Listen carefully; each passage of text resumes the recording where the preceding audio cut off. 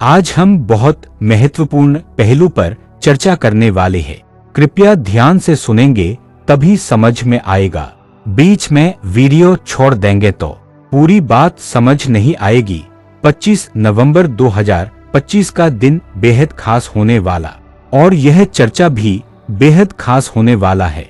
आपको जानकारी है कि नहीं यह मैं नहीं जानता, परंतु 30 मार्च 2025 को धर्मयुग का पहला चरण शुरू हो चुका है।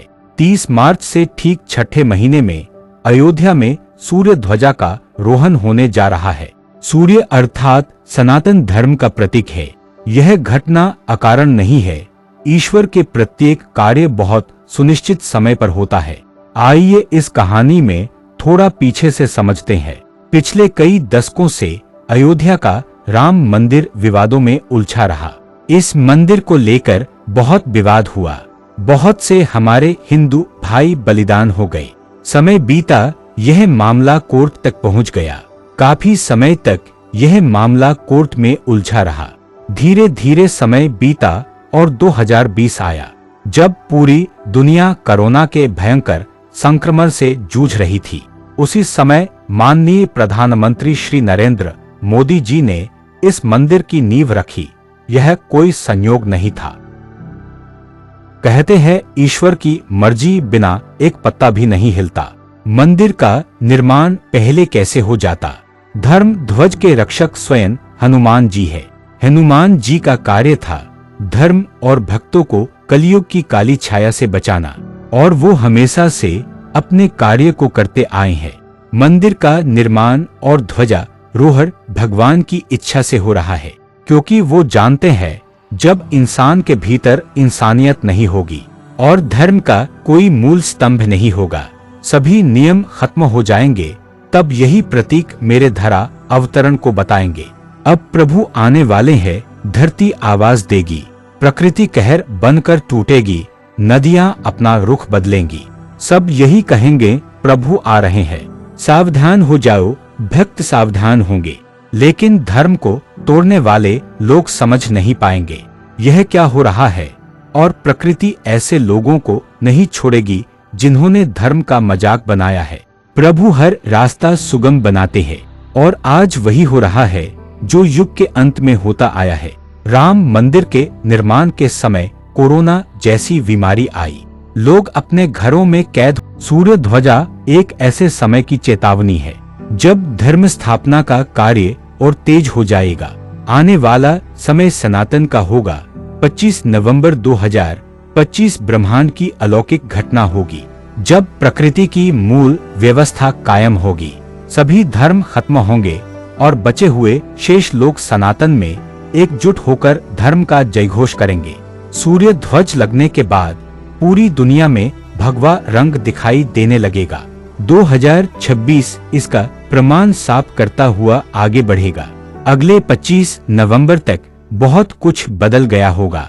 आने वाले समय हम देखेंगे राजधानी दिल्ली में एक ऐसा संत शासन करेगा जो माथे पर तिलक और शरीर पर भगवा वस्त्र धारण किए होगा और सत्ता में नई क्रांति लाएगा। उसमें एक महान योद्धा का बल होगा जो निडर होगा, धर्म के लिए तलवार उठाएगा, युद्ध भी लड़ेगा और युद्ध का नेतृत्व भी करेगा। दुनिया उसके दिखाए मार्ग पर चलेगी। हर असंभव कार्य वह संभव कर देगा।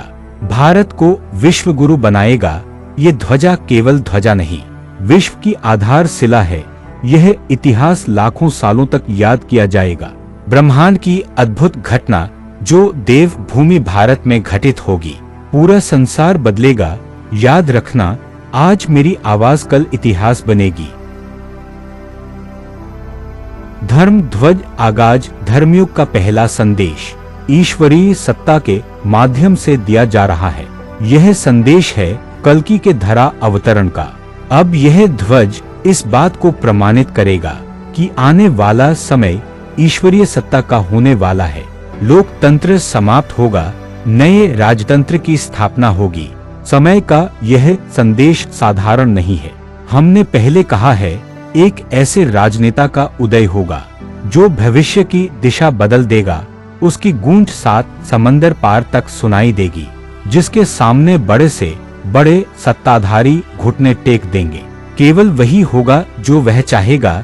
एक झंडा होगा और एक धर्म होगा। एक ही सम्राट पूरी धरती पर राज करेगा। उसकी आवाज में इतना दम होगा कि पुराने नेता सब वैराग्य धारण करेंगे। जनता में खुशी की लहर दौड़ेगी। यह घटना 2027 में बुलंद होती दिखाई देगी, जब अचानक एक भगवाधारी नेता सत्ता में आएगा और प्रधानमंत्री पद पर आसीन हो जाएगा। सब यही कहेंगे, पद इन्हीं को मिलना चाहिए, और कमान धारण कर भारत का इतिहास बदल देगा। वह बिल्कुल युवा होंगे, न मूछें होंगी, न दाढ़ी और न ही सिर पर बाल होंगे, लेकिन चेहरा सूर्य की भांति चमकता होगा। मुझे आभास हुआ और मैंने लिख दिया, समय का यह चक्र अब नहीं रुकने वाला है। अब वही होगा जो नीति ने निर्धारित किया है। आपकी क्या राय है? कमेंट सेक्शन में जरूर लिखें। वीडियो अच्छा लगा हो तो एक लाइक जरूर करें। सब्सक्राइब करके बेल आइकॉन पर क्लिक कर ऑल नोटिफिकेशन पर कर लीजिए, जिससे आने वाली हर अपडेट आपको पहले मिल सके।